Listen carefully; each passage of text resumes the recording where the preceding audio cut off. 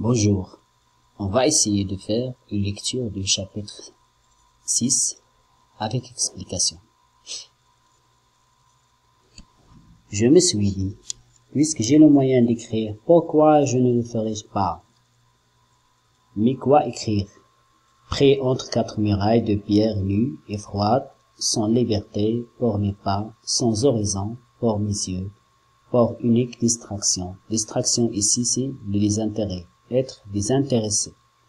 Machinalement occupé tout le jour à suivre le marche lente de ce carré blanchâtre que le Judas de ma porte découpe vis-à-vis sur le mur sombre. Judas, c'est l'ouverture sur la porte pour voir ce qui se trouve derrière. Le Judas de ma porte découpe vis-à-vis sur le mur sombre, et comme je le disais tout à l'heure, seul à seul avec une idée de crime et de châtiment, de meurtre et de mort. Est-ce que je puis avoir quelque chose à dire, moi qui n'ai plus rien à faire dans ce monde? Et que trouverai-je dans ce cerveau flétri et vide, qui vaille la peine d'être écrit, qui vaille, c'est-à-dire qui mérite?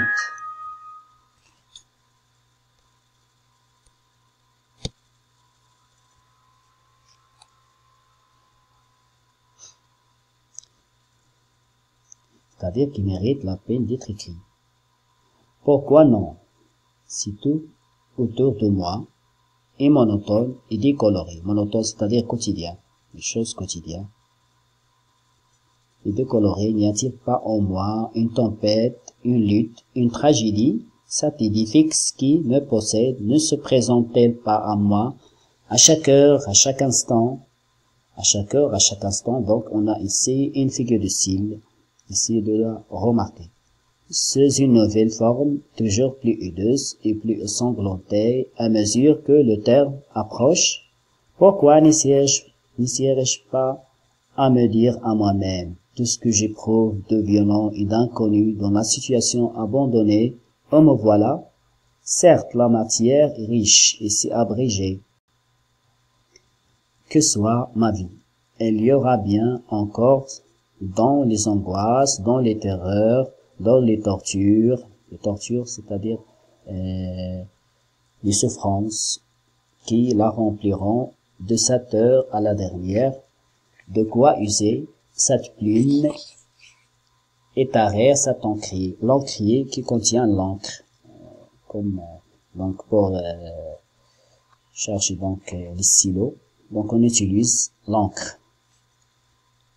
D'ailleurs, ces angoisses, le seul moyen d'en moins souffrir l'angoisse, le champ lexical de la peur, la souffrance, c'est de les observer et les peindre m'en distraira, c'est-à-dire s'amusera, bien s'amuser et se divertir, jouer et oublier les souffrances.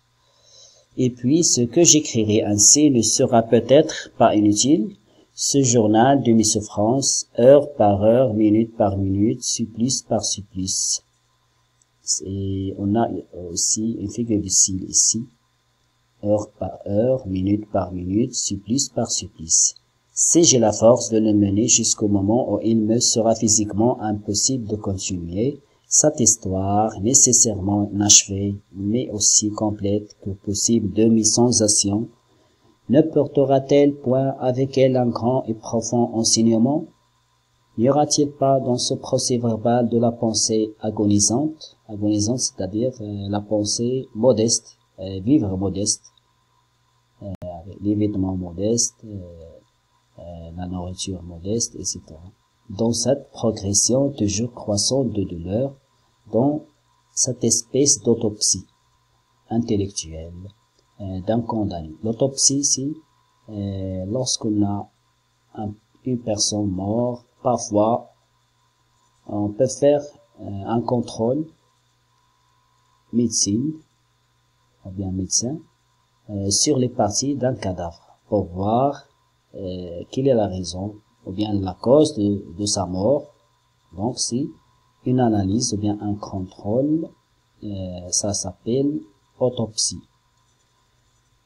Cette espèce d'autopsie intellectuelle d'un condamné, plus d'innocent pour ceux qui condamnent, peut-être cette lecture leur rendra-t-elle la main moins légère quand il s'agira quelquefois de jeter une tête qui pense, une tête d'homme, dans ce qu'ils appellent la balance de la justice. Peut-être n'ont-ils jamais réfléchi, les malheureux, à cette lente succession de tortures, c'est-à-dire faire souffrir donc les condamnés et martyrisés, en utilisant soit la violence morale ou bien corporelle sur le corps. De torture que renferme la formule expéditive d'un arrêt de mort, se sont-ils jamais seulement arrêtés à cette idée poignante que dans l'homme qu'il retranche, il y a une intelligence qui avait compté sur la vie, une âme qui ne sait point disposer pour la mort? Non, il ne voit donc tout cela que la chute verticale d'un coteau triangulaire, et pense sans doute que pour le condamné, il n'y a rien avant, rien après. Ces feuilles les tromperont, c'est-à-dire les tromper, c'est-à-dire sortir de l'erreur, c'est-à-dire et revenir à aux choses correctes, c'est-à-dire pour convaincre la justice, pour sortir de cette erreur, pour laisser la condamnation. Publier peut-être un jour, elles arrêteront quelques moments leur esprit sur les souffrances de l'esprit, car ce sont celles-là qu'elles ne soupçonnaient si se douter, le doute qu'ils ne soupçonnent pas, et sans triomphant de pouvoir tuer sans presque faire souffrir le corps. Et c'est bien de cela qu'il s'agit. Qu'est-ce que la douleur physique près de la douleur morale? On a ici la douleur physique et la douleur morale, horreur et pitié. Des lois faites ainsi, un jour viendra et peut-être si mémoire, dernier confident d'un misérable, y auront-ils contribué? À moins qu'après ma mort, levant le jeu dans le priot, avec 6 morceaux de papier, le priot, c'est la partie donc couverte d'un cours d'une prison, pardon. Donc une partie qui est couverte. Dans la cour, il y a une partie qui est couverte. Donc d'une prison, ça s'appelle le priot.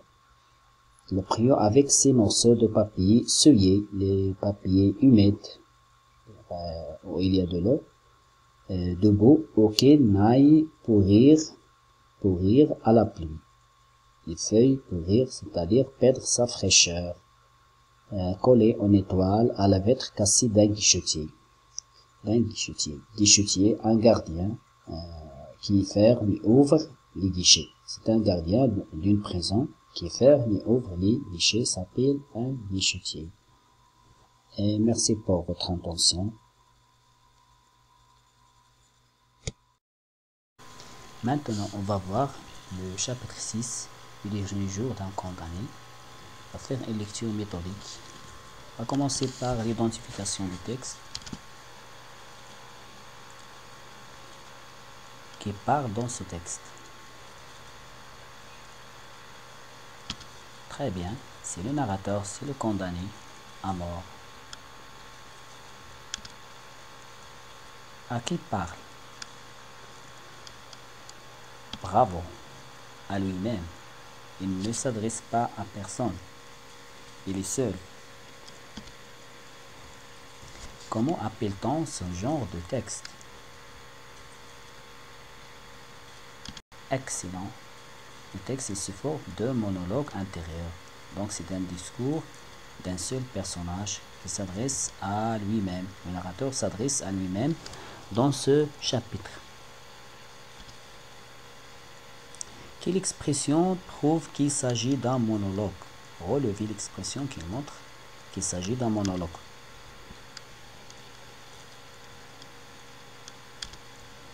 Oui, il dit « je me suis dit ».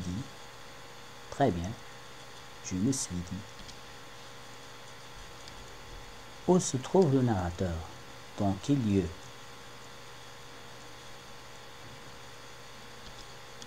Très bien, il est toujours à Bicêtre. Le narrateur est seul dans sa cellule à Bicêtre. Pour briser sa solitude, qu'est-ce qu'il a décidé de faire? Ah, très bien. Il a décidé d'écrire. Alors, d'écrire quoi? Quel genre d'écrit le narrateur décide-t-il d'écrire? Bravo, un journal intime. Donc, le narrateur, il a essayé d'écrire son journal intime, c'est-à-dire le récit bien des événements d'un jour ou bien de quelques jours par lui-même. Est-ce pour se divertir ou bien s'amuser qu'il a écrit son journal? Est-ce qu'il a écrit son journal pour s'amuser ou bien se divertir? Bien sûr, non. Non, peut-être il serait utile un jour ou bien important. Il va se servir avec ce journal un jour. On va passer aux axes de lecture. Le premier, on va commencer par le premier. Eh bien, le premier moment, c'est le narrateur hésite à écrire son journal intime. Il n'a pas pris la décision d'écrire son journal intime. Le narrateur se trouve en présent. Qu'est-ce qu'il attend? Très bien, il attend son exécution. Il attend son exécution. Il a décidé d'écrire son journal intime. Dans quel but le fera-t-il? Pourquoi il veut écrire son journal intime? Excellent. Pour moins souffrir et pour donner une leçon au juge. C'est pour moins souffrir. Diminuer sa souffrance et pour donner une leçon au juge. La tâche de l'écriture était sans difficulté pour le narrateur. Est-ce qu'il est facile d'écrire son journal d'après le narrateur au début? Oui. Donc il était difficile. Donc ce n'est pas facile. Très bien, il était difficile. C'est une tâche qui est difficile. On va voir pourquoi. Bien, comment il est difficile? Comment sa tâche est difficile? L'écriture du journal intime est difficile selon le narrateur. Comment? Très bien. Il a commencé à se poser des questions. Il a posé des questions. Avant d'écrire, avant de commencer à écrire son journal, il a posé des questions. Alors, est-ce qu'il attend des réponses à ces questions? Il a posé des questions, mais est-ce qu'il attend des réponses? Bien sûr, non. Très bien. Comment appelle-t-on ce genre de questions? Comment s'appellent ces questions qu'on n'attend pas une réponse? Excellent. Ce sont des réponses ou bien des questions rhétoriques. Ce sont des questions rhétoriques. Quelle idée cette phrase met-il en valeur?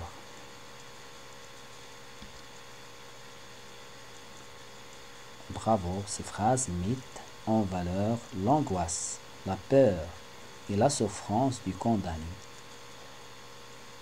C'est-à-dire le condamné ici est dominé par l'angoisse, la peur, la souffrance. C'est pourquoi il n'a pas, il hésite. Et donc il a hésité, il a posé des questions, qu'on n'attend pas une réponse pour exprimer son angoisse, sa peur et sa souffrance aussi.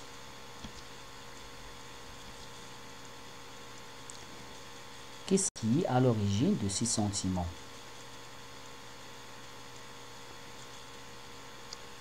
Les douleurs morales, très bien, du condamné et son désir de contribuer à changer la loi.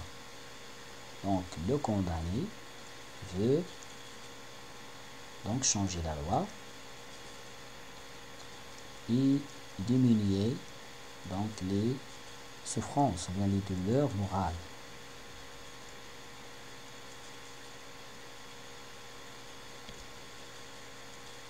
Le narrateur, très bien, semble doté de l'utilité de l'acte d'écriture, ainsi que de sa capacité à accomplir sa tâche.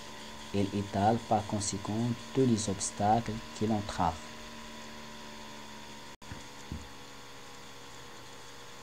Donc il n'est pas sûr que cette écriture va être utile ou bien important un jour pour lui. C'est pourquoi il hésite à écrire son journal. On va passer au deuxième axe ou bien deuxième moment. Un narrateur encouragé maintenant à écrire. Il est tout à fait convaincu.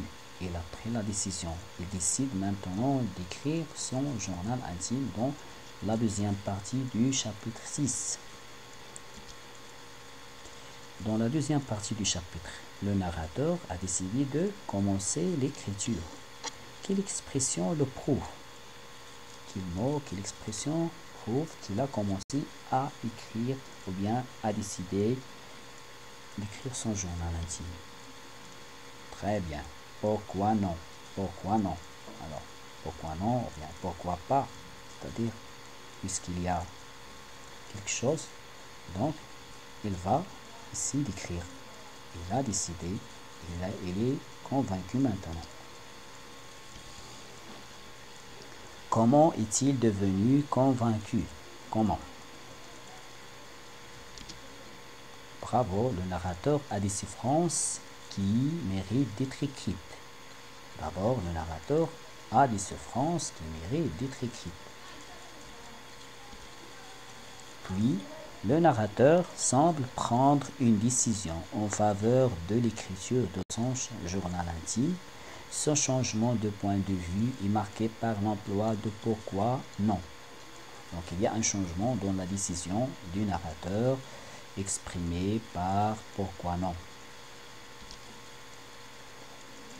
Ensuite, l'écriture est pour le condamné à mort un moyen de distraction. C'est pour s'amuser. L'écriture pour oublier et pour s'amuser, oublier sa solitude.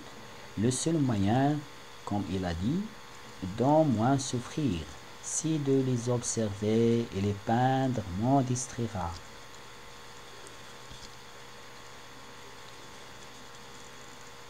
Après, les souffrances du narrateur constitueront une matière féconde pour l'écriture. Et donc une matière féconde, la matière première pour l'écriture, c'est la souffrance du condamné. Et il y aura bien ancré, comme il a dit le narrateur dans le passage. Et le condamné écrit pour donner une leçon à ceux qui condamnent. Aussi, le condamné écrit pourquoi? Pour donner une leçon à ceux qui condamnent. Très bien.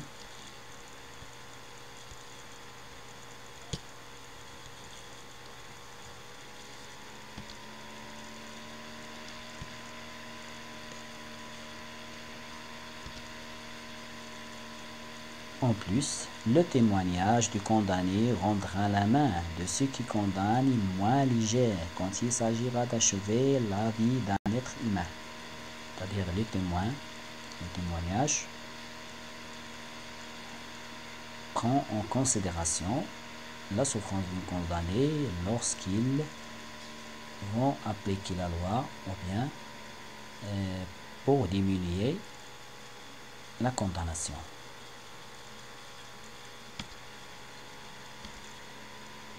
Alors, qu'est-ce qu'on peut dire comme synthèse de ce chapitre? Donc, dans la première partie, le condamné hésite, n'a pas pris la décision d'écrire son journal intime. Car il se pose des questions. Est-ce qu'il va être important, cette écriture, ou bien non? Donc, il hésite. Après, il a commencé à changer son point de vue et devenu convaincu, ou bien devient convaincu pour écrire son journal intime et qui mérite car il y a des souffrances, il y a plusieurs choses pour donner des leçons au juge et pour se divertir, etc. Voilà donc la synthèse. Dans un monologue intérieur, le prisonnier ne dévoile sa décision de se mettre à écrire d'abord pour lui-même, pour se distraire, s'amuser et oublier son angoisse, sa peur. Ensuite, pour ceux qui jugent pour que leurs mains soient moins légères quand il s'agit de condamner quelqu'un à mort. C'est sa contribution à lui, finalement, pourquoi le but final, à lui pour abolir la peine capitale. C'est une manière pour abolir la peine capitale. Est-ce qu'il va réussir sa tâche? Est-ce qu'on va voir dans une prochaine séance?